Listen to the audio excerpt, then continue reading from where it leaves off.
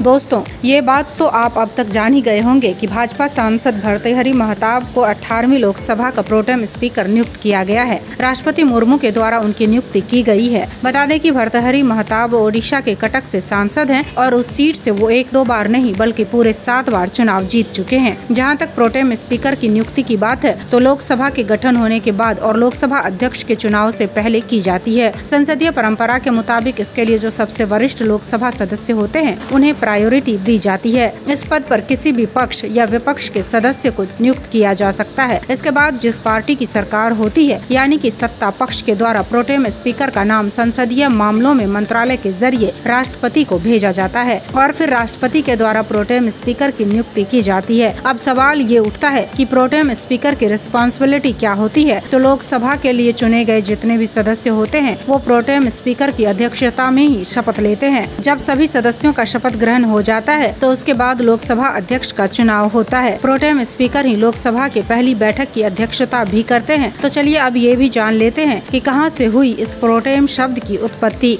तो बता दें कि लैटिन भाषा का शब्द है प्रो टेम्पर और इसी का संक्षिप्त रूप है प्रोटेम, जिसका मतलब होता है कुछ समय के लिए। प्रोटेम स्पीकर तब तक के लिए ही काम करते हैं जब तक कि नए लोकसभा अध्यक्ष को नियुक्त नहीं कर लिया जाता है, यानी कि कुछ समय के लिए ही प्रोटेम स्पीकर को नियुक्त किया जाता है। इसीलिए इस पद का नाम पड़ा है प्रोटेम।